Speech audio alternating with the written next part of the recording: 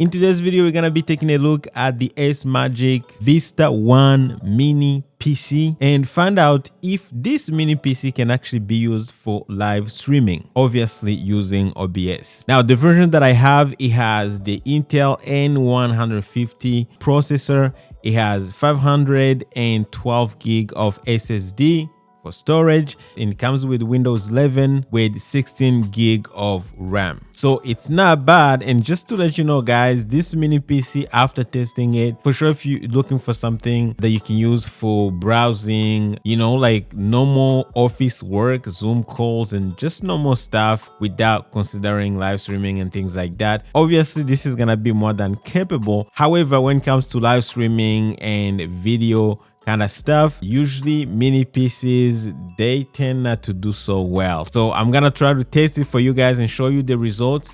We're gonna be using OBS, so let's not take much time. Let's find out if this mini PC can actually be used for live streaming. What's going on, guys? My name is Sam. You're watching our production tips and tools helping you master live streaming. Now, full disclosure, this mini PC was sent to me actually for the purpose of this review. However, S-Magic is not actually getting to see this video before it's uploaded, and you're gonna find out that I'm gonna be super critical, so trust me. First thing, right now I have it running OBS. I have loaded a super complex scene collection, all right?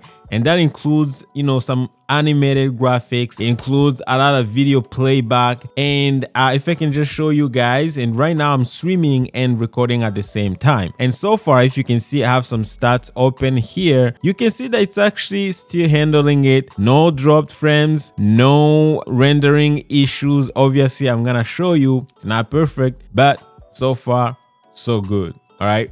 So I'm gonna show you, these are some of the scenes that I have here going on. I have a starting soon animated graphics with some background music in here. We got another scene of another video playing back in this window right here, as you can see. And we got the second one, it's a video playing back, just playing back. And as you can see, as I switch scenes, it's actually not bad. It's still doing great. In stats here, everything, again, we are live, we are streaming on YouTube at 10 megabits per second, and we are recording at the same time at 10 megabits per second of bit rate. All right, so as you can see, it's not bad. Now the recording seems to be not sending the full bit rate, so let's check it out. Just click stop recording, go to settings, and see if we can adjust it. Output recording. Yeah, the recording was low, so I'm gonna stop the streaming and adjust it. It's gonna put the recording at 10,000 as well. All right, start streaming and start recording. See how it does. All right, so we are skipping frames already. Let's do a quick reset and see what we get. Okay, not bad. All right, scene number 2, it's just a video playing back, full HD. We're not doing any 4K, streaming and recording, 10 megabits per second, 10 megabits per second bit rate for both recording and streaming. Not bad, still good. No dropped frames so far. Now let's go to another scene. It's just a video playing back with an overlay. Overlay is looping, it's animated, no problem. So as you can see, starts still looking good, no problem. We go to camera 3 to another scene, same thing. So far, so good. All right, so at this point, guys, as you can see, when streaming and recording at the same time, definitely there's a problem here. You can see that we have a lot of issues with the memory, and we have a lot of skipped frames with the rendering. Rendering is actually good. It's just like the encoding that's being an issue. So because we're streaming and using the same encoder to stream and to record, that's where we're having issues. So I would recommend, again, we're doing 10:10 for both. I would say it's probably not gonna work. Now if I stop recording and I just reset and see how it does, again, this is a super complex scene. We got 2 videos playing back, actually 3 videos playing back plus the overlay. So this is a super complex scene, but you can see that with just streaming, it's actually handling it. right? Even the CPU usage is really low. Again, I can just go ahead and make sure everything is being streamed right now. Again, we're getting the feed, the connection is good. So right now you can see, guys, that we have a stream on YouTube, looks good. And if I go back to OBS here, go to the stats, we can see that we have, yeah, it's kind of not doing so great. You know, we have some skipped and dropped frames, which is not good. All right. So you can see that, you know, some complex scenes, we have like 3 videos playing back. It kind of struggles for sure. We have to admit. Okay, we're streaming at 10 megabits per second. Now, one of the reasons why I think may be struggling is also because of this playback video. So it's probably taking some heat because of the browser is playing back the video. So again, the processor only has like 4 cores, which is it's not a lot. All right. So the more stuff you do, the more it may actually start to struggle. Right. So, but yeah, keep that in mind. Okay. But if you can see, if I go back to the stats, you can see that it's, you know, it's getting in the yellow. It's still working, no problem. You know, we got 4% of skipped frames. It's still watchable, no big issue, but it's getting there, all right? So if you were doing like some complex scenes, probably not gonna work. Now, if I go to simple scenes, right? Something like this one, this is like a video just playing back. Let me reset my stats. You can see that it's not bad. It's gonna handle it, no problem. Okay, if I go to this one with a single camera again playing back and just graphics, animated graphics, you can see that it's handling it, no problem. All right, but as soon as I go to these complex scenes, this is where we may start having issues. Right, again, for now, see, handling it, not bad, not bad, not bad. But I don't know how long this is gonna hold, for how long. So yeah, that's that. All right, if I go to this, let's go to this one here, change to this scene. Let's go to this one, still working, no problem. Let's go to commercial, still working, no problem, still going. Let's go to this one, 2 videos playing back and an animated graphic here, still handling it, no problem. So if you ask me, I think if you record and stream, you are going to struggle a lot. Okay, but if you're just streaming, you're good. Or if you're just recording, you're good. All right, up to something around 10 megabits per second. Because right now with this scene, you can see that it's, you know, it's kind of skipping few frames, 7 frames, no big deal, still 0.2%. So it's still no big deal. Okay, still no big deal. Can you rely on it for a longer live stream, for like, I don't know, 2 hours, 3 hours live streaming? Probably yes, if you have some predictable scenes. If you're not changing scenes or bringing in new stuff, I think you can actually rely on it. Yeah, so far so good. All right, now if I do start recording, guys, again, you're gonna see what's gonna happen. It's gonna start dropping frames for sure. Let's give it a few minutes. Let's see what happens. Now it's going to 15. Well, it's still going. It's dropping frames for sure. We're now dropping 15 frames, which is 0.3%. CPU is at 22. Not bad. So it's still going. So guys, overall, after my testing, I think if you have a stream that's super, even if you have many things going on, but it's kind of super predictable, and you're not trying to stress the PC, trying to open other tabs, trying to play back some videos on the side, just run OBS, a clean run of OBS and your scenes. I think you're gonna be okay, even for recording and streaming at the same time. Right? However, what I would probably recommend if you're recording and streaming, maybe try to lower the bit rate for your recording or for your streaming. Maybe put it around 6 megabits per second. That's gonna be even better. Or just do the streaming and not the recording at the same time. So if you're just streaming, I think you're gonna be okay.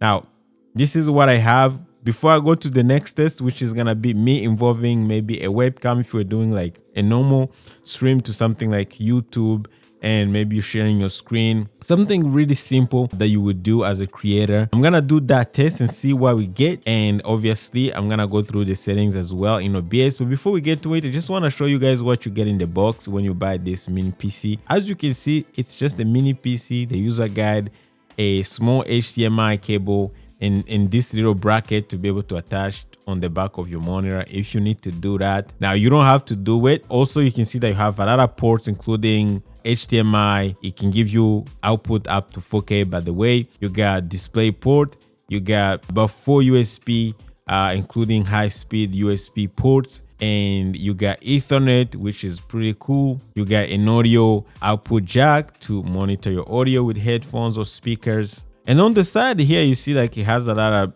space to be able to let out some heat, right? It's really ventilated even on the bottom. Now, one thing that I realized, guys, this little PC, now as you can see, it's not really big. It's really tiny, small, and it really does feel good. I like the material. However, I realized that this thing actually does overheat. I mean, it does not overheat, but it heats up, okay? So as soon as you open it and you start working on things, it's kind of quiet. I don't know if it has a built-in fan or something, but it's really quiet. It doesn't make noise. However, it does produce some heat. You can feel it even now as I'm streaming with OBS. It's already heated, right? I can feel it's really hot. And even when I don't have OBS open, you can feel it's really hot. So it does not overheat to a point where it's gonna shut down, but just want to make sure you're aware that it's going to heat up a lot. So maybe if you're in a cool place, I don't know if you can put some ice on the top of it. I don't know, but yeah, just to be aware of that, right? So far so good. Next up, I'm gonna test with the webcam, and I'm gonna show you my settings that I'm using to be able to get a smooth stream and a smooth recording, especially if you are on budget, because as you can see, this mini PC is actually listed at $160. Now it says that this is a kind of discounted price right now on Amazon. Pricing keeps changing. It says the original price is $259. So again, I don't know right now if you were to grab it by the time I record this video, it's $160, which is really cheap. However, even on the regular price, $250 is still not bad. Again, for office use, browsing, doing other stuff, it does perform well. You should not worry about it. All right, guys, we are back with another scene collection. Now, this is my YouTube show kind of scene collection, right? So usually when I go live, super simple. Got 2 cameras in there. I got a starting soon kind of screen, and we got my main camera. Right now I have a webcam set up there, and I have a guest. Usually when I have guests on, this is just a browser source coming through, which if you were to do this, you would have to set up a browser source and run Video Ninja there. I'm pretty sure this will stress out the computer. Right now I don't have a guest on, but I wouldn't try to do it on this mini PC for sure. That's for sure, because as soon as I open Google Chrome and start running some Video Ninja stuff, man, like it's gonna stress out for sure. That's guaranteed. The other scene is just me and the guest. Again, I don't have a guest on. And then the other one, I connected a second camera, which is a DSLR with the capture card. You guys can see it on the picture. So we have a webcam here, and then we have the DSLR right there in just a generic capture card. And then we also have a screen share, but right now I'm not sharing any screen. If I wanted to do it, I could go here and I would just capture the main screen. I'm just gonna get this weird effect. But as you can see with the screen share as well with the webcam, usually I have a guest here. You can see that it's starting to stress out, right? So right now if I go to stats, we have average time to render frame is actually going up to 337 milliseconds. And then we have some frame missed due to rendering lag. So rendering is starting to go slowly. And we have some skipped frames. Now we are up to 5%, which is really not good. So I would say, again, remember, I'm recording and streaming 10 megabits per second. Now, if I was to lower this a little bit, so let's say I stop the recording and I just keep the streaming up. Let's see what we have here. We can go ahead and refresh this a little bit. All right. But yeah, so you can see that it's still struggling. Okay. It's still struggling. We have some skipped frames. Again, let's reset everything here and see what we have. No, not bad. Handling it so far. We go to main camera. Again, usually when you're testing this kind of stuff, what I would do, I'll go in the frame there and I would dance, put some movements, because when you move, when you have a lot of stuff going on in the frame, that's where the encoder starts working, right? Not the encoder, but the rendering. So the more you add movements and a lot of frames and things going on, the more you're gonna see. Usually when you're streaming, you probably see it. You're not doing that much. But let me do it actually see.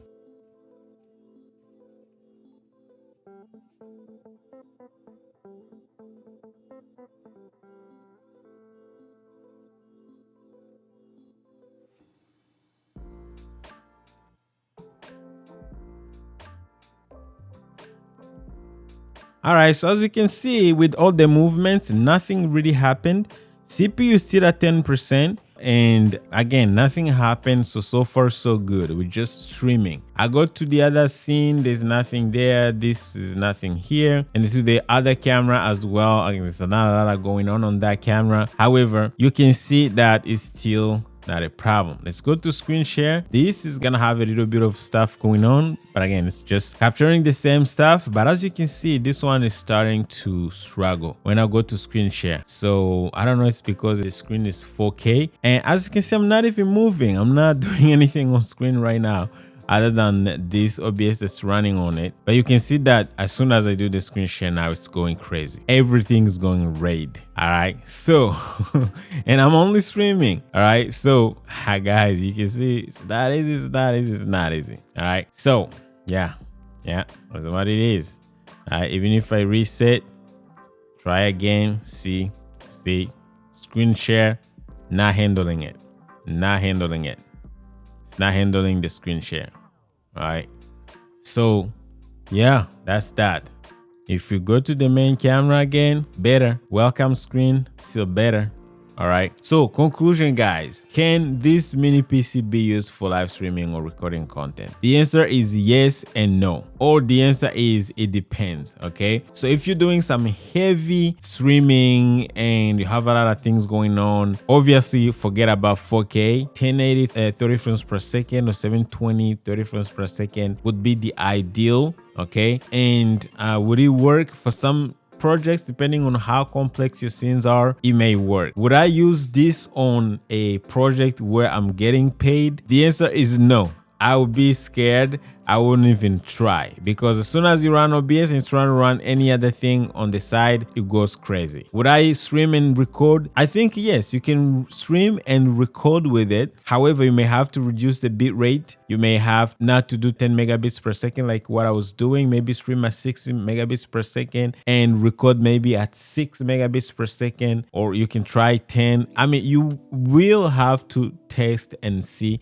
what works for you. But would I use this as my main streaming PC? The answer is probably no, unless you are on a super tight budget. If you're on a super tight budget and you don't live stream that often, maybe you're streaming, once in a while, right now on a regular basis, and you're not doing anything else other than streaming, maybe have one Google tab open just to preview your stream or something, or browsing. And as you could see, screen share is not even an option. Maybe it could work sometimes, but you could see that it couldn't handle it. So I would say, guys, yeah, I have mixed feelings, but I would say it's an option, but it's not the best. And I've seen some reviews on Amazon saying that people were using it for gaming and streaming. I don't know if that's true.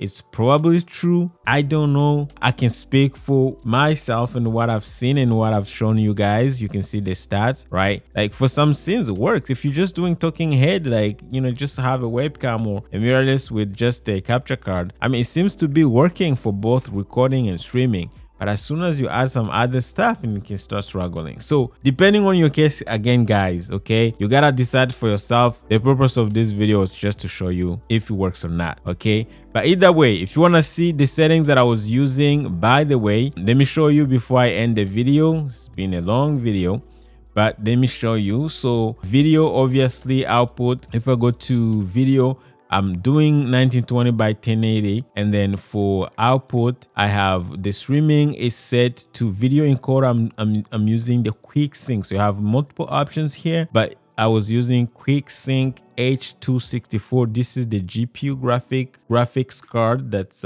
integrated. It's actually this iGPU. It's integrated into the CPU. All right. Now, if you're recording, I did the recording using QuickSync HEVC, and it did work actually, and the performance will better, but if you're streaming, it's not gonna work. Okay, so you're gonna have to use H264. All right, you can also try X264 and see how it does, but for this you're gonna be using the CPU directly, so that could be another option maybe. All right, so you can play with it, maybe stream using the GPU and record using the GPU for streaming and record using the CPU. I don't know. All right, you're gonna have to test it, but so far the QuickSync is the graphics card that you should be using for both streaming and recording.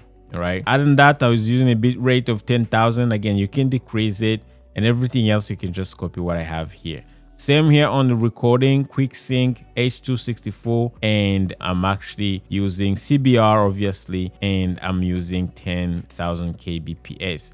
All right, so those are the settings I'm using, guys. Let me know if you have this PC and if you have better experience. Again, it's an option. Just be aware of how far you can actually push it. All right, so hope this helps. Thank you again for watching. If you want to see another video that did testing another different mini PC, I'm gonna link it right here, so make sure you check it out, guys, and maybe it's gonna help you choose which one is better. But other than that, guys, I'll see you on that video. Take care.